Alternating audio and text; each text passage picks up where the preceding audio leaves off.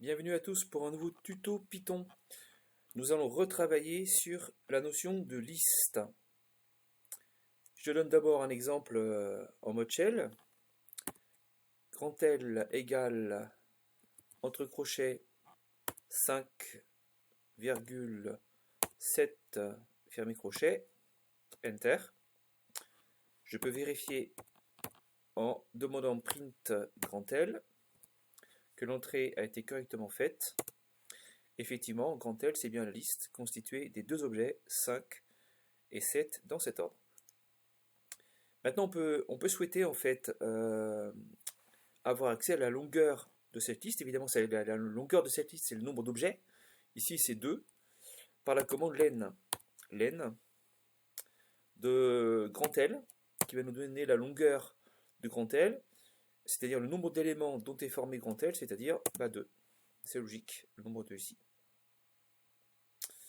Ce que l'on peut faire aussi, c'est vouloir ajouter un troisième élément à la fin de la liste grand L. Alors pour le faire, c'est très simple. Mettons que je souhaite ajouter le nombre 10. Grand L, point, append, A2PEND, entre parenthèses. Et je vais marquer l'objet que je veux rajouter, qui est un nombre, donc il n'y a pas de guillemets, c'est le nombre 10. Enter. Et à partir de maintenant, la liste grand L a été augmentée par le nombre 10 à la fin. On peut vérifier en demandant l'affichage print grand L, fermez la parenthèse, Enter, et on voit qu'effectivement la liste grand L qui n'était formée que des deux éléments au départ, 5 et 7, à présent est formée des trois nombres 5, 7, puis 10. Une petite remarque, il est possible de créer une liste vide qui serait par exemple, si je redéfinis grand L égale entre crochets ouvert, crochet fermé, Enter. C'est un code qui est accepté, c'est une ligne qui est acceptée et qui nous crée une liste vide. Alors on peut le vérifier en demandant quelle est la longueur len de grand L de cette liste-là, c'est 0. C'est totalement logique. Cette liste-là contient combien d'éléments? 0. Alors je vais effacer le contenu du shell et je vous propose d'écrire un petit programme toujours à l'aide d'une boucle while. L'objectif, c'est que l'utilisateur va nous dire quelle est la longueur de la liste qu'il souhaite créer. On va stocker ça dans petit n.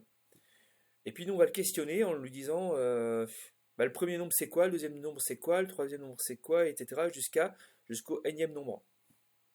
Et puis ensuite, on s'arrêtera et on affichera la liste qu'il a créée élément par élément, nombre après nombre. Alors d'abord, c'est un petit peu compliqué, donc on va l'écrire ensemble. N égale, alors c'est pas un input, c'est un eval, il ne faudra pas l'oublier, pour gérer un nombre, pour que n soit un nombre. Input,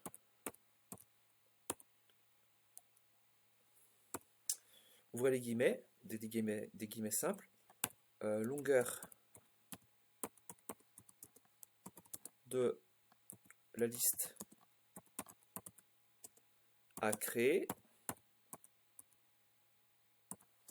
deux points. Alors fermez les guillemets, fermez la parenthèse de l'input et fermez la parenthèse de l'eval. Enter, donc là c'est OK. On va mettre en place un compteur, petit i, qui va nous donner l'emplacement de l'objet à créer. On va commencer par i est égal à 1 pour le premier emplacement, mais on va d'abord créer peut-être liste vide. Ça me semble intéressant de vous montrer comment est-ce qu'on crée un programme. On a des idées en fait qui arrivent en vrac et qu'on améliore, et puis on va se tromper, on va revenir en arrière. Le processus mental qu'emploie un prof pour créer un programme, c'est le même que le processus mental que vous devez apprendre à employer. On ne voit pas spontanément, le programme ne nous est pas révélé immédiatement. On fait des essais, on ajuste, on réfléchit, et puis les idées viennent et on les arrange. Donc ici peut-être grand L qui sera une liste vide au départ, Et c'est grand L qu'on va compléter au fur et à mesure. Donc grand L égale entre crochets ouvert, crochet fermé, voilà liste vide. Un compteur petit i pour gérer ce qui se passe dans notre boucle while, i égale 1. I est égal à 0. Pour gérer le numéro du premier emplacement de la liste L dans lequel on va écrire. Je rappelle que le premier nombre de la liste L, son numéro, c'est pas 1, c'est 0. Faisons attention à ça. While, tant que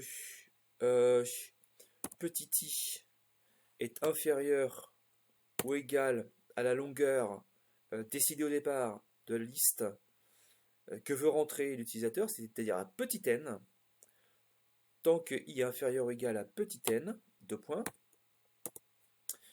on va faire une entrée du nombre x, peut-être on peut l'appeler x égale eval de l'entrée de l'input. Un petit texte d'accompagnement, un nombre,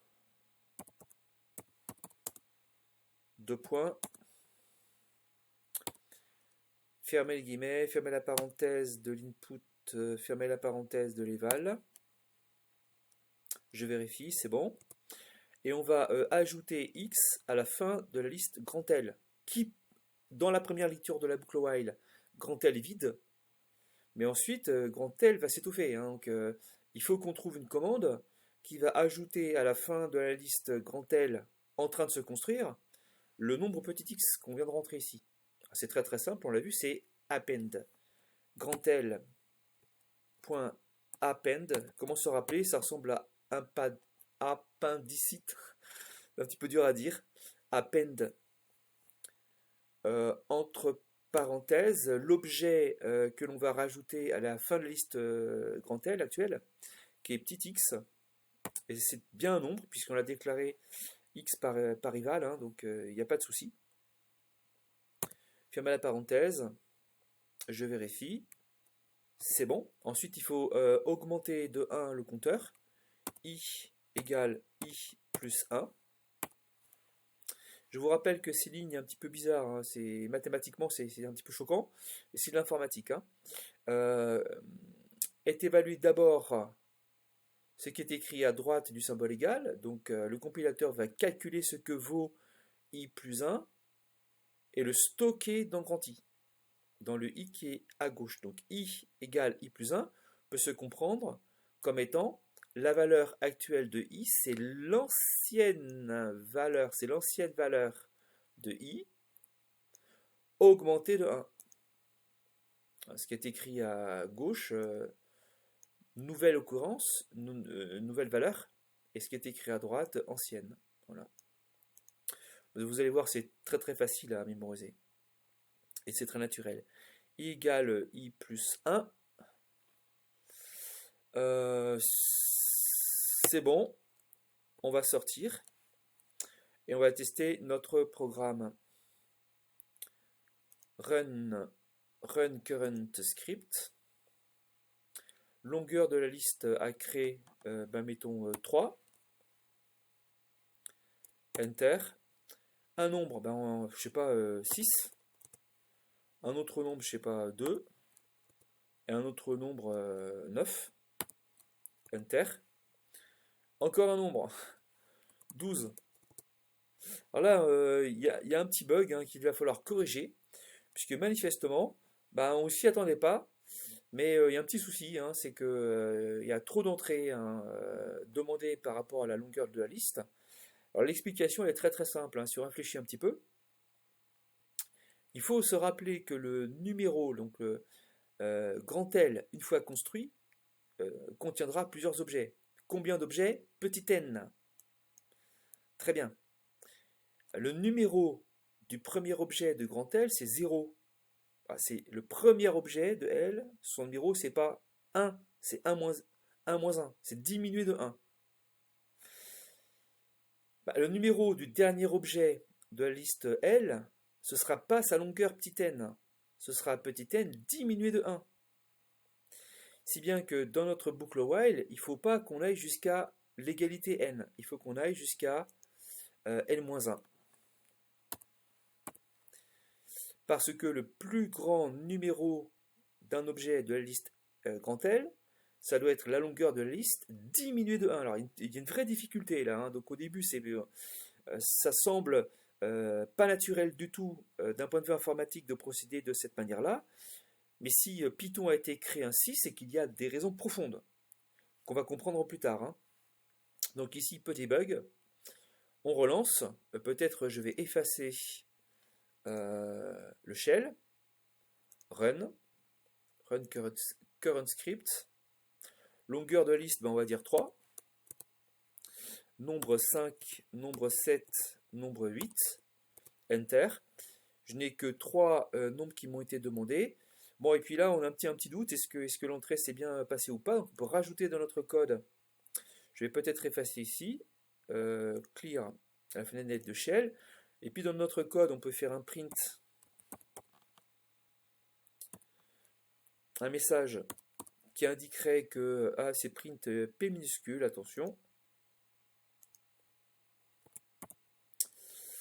Print une espèce de ligne qui indiquerait que voilà, c'est terminé. Que la zone d'entrée des données est terminée. Fermez la parenthèse. Et puis ensuite un print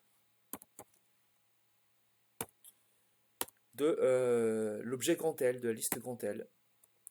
Donc là, je pense qu'on aura un look très professionnel. Run current script. Longueur de liste à créer, disons 3. Un nombre, je ne sais pas, 6. Un nombre, 7. Un nombre, prenons des risques, 8. Un petit codage horizontal qui nous dit que la zone d'entrée est terminée. Et puis l'affichage de la liste ainsi créée qui est 6, 7, 8. Et c'est véritablement une liste. Donc on a réussi en combinant ce que l'on a vu dans cette vidéo. La nouveauté, c'est liste vide et comment ajouter un élément à la fin d'une liste, vide ou pas. En combinant cette nouvelle information, cette nouvelle connaissance avec une boucle while intelligemment écrite, on arrive à créer étape par étape une liste, à la faire créer par l'utilisateur en live.